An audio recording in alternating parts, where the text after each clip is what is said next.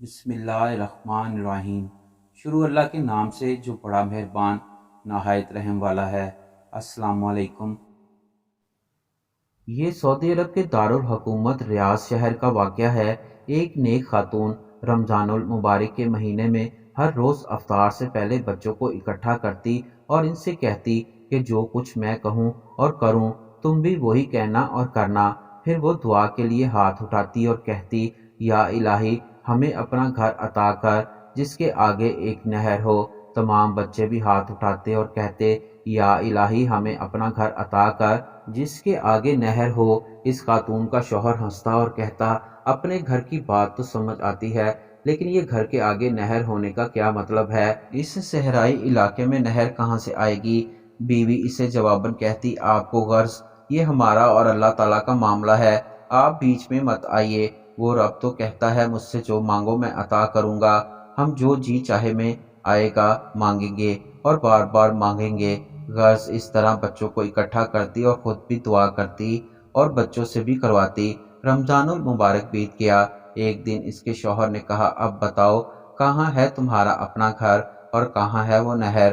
خاتون نے بڑے یقین سے جواب دیا، اللہ تعالیٰ ہمیں اپنا گھر ضرور دے گا، وہ ہماری تمام مرادیں پوری کرے گا۔ اس سے اگلا واقعہ وہ خود بیان کرتی ہیں اور کہتی ہیں کہ میں شوال کے 6 روزے رکھ کر فارغ ہوئی تھی کہ ایک روز بڑا عجیب واقعہ پیش آیا۔ میرے شوہر عصر کی نماز پڑھ کر مسجد سے نکل رہے تھے کہ ریاض کے ایک امیر آدمی نے ان کا راستہ روکا۔ میرے شوہر انہیں جانتے تک نہیں تھے۔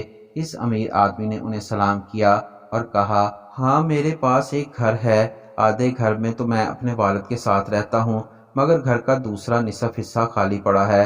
اللہ تعالیٰ نے مجھے اور میری اولاد کو اپنے فضل و کرم سے بہت نوازا ہے، ہمیں اس آدھے گھر کی ضرورت نہیں۔ آج اس ارادے سے گھر سے نکلا تھا کہ نماز عصر کے بعد مسجد سے نکلنے والے پہلے آدمی کو میں وہ گھر ہدیۃً دے دوں گا۔ یوں آپ سے ملاقات ہوئی تو گزارش ہے کہ میرا آدھا گھر ہدیۃً قبول فرما لیں۔ بلا قیمت مکان لیتے ہوئے ہمیں تردد ہوا۔ وہ صاحب کہنے لگے، اگر آپ کی تسلی قیمت دیے بغیر نہیں ہوتی تو جتنی رقم آپ آسانی سے دے سکتے ہیں دے دیجئے۔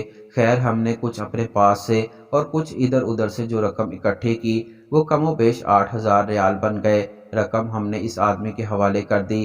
اب ہم اس آدھے مکان کے مالک بن گئے تھے۔ مکان ریاض شہر کے ایک ماڈرن علاقے میں واقع تھا۔ سچ ہے کہ جو انسان سچے دل سے اللہ تعالیٰ کو پکارتا ہے، اللہ تعالیٰ اس کی پکار ضرور سنتا ہے۔ لیکن ایک بات نے مجھے پریشان کر رکھا تھا۔ میں نے اللہ سے جو گھر مانگا تھا اس کے آگے نہر ہونی چاہیے تھی۔ گھر تو مل گیا اور اس کے آگے نہر نہیں تھی۔ میں نے ایک عالم دین سے پوچھا کہ اللہ تعالیٰ فرماتا ہے کہ مجھ سے جو دعا مانگو گے میں تمہیں عطا کروں گا۔ میں نے اللہ تعالیٰ سے نہر کنارے گھر مانگا تھا، گھر تو مل گیا لیکن نہر نہیں ملی۔ ان عالم دین کو میری دعا اور میری ایک قبولیت پر بڑی حیرت ہوئی۔ انہوں نے دریافت کیا، اس وقت آپ کے گھر کے سامنے کیا ہے؟ میں نے کہا، اس وقت ہمارے گھر کے سامنے ایک خوبصورت مسجد ہے۔ عالم دین مسکرائے اور فرمایا، یہ نہر ہی تو ہے۔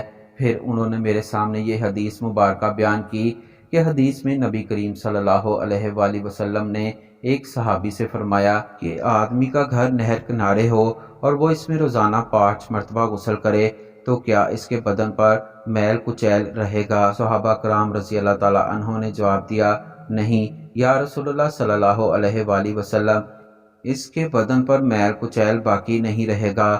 فرمایا، یہی حال 5 نمازوں کا ہے، ان کے ذریعے اللہ تعالیٰ گناہوں کو مٹا دیتا ہے۔ میری آنکھوں سے خوشی اور تشکر کے آنسو روا تھے۔ بے شک میرے رب نے نہر کے سامنے گھر عطا کر دیا تھا۔ سبحان اللہ و بحمدہ، سبحان اللہ العظیم۔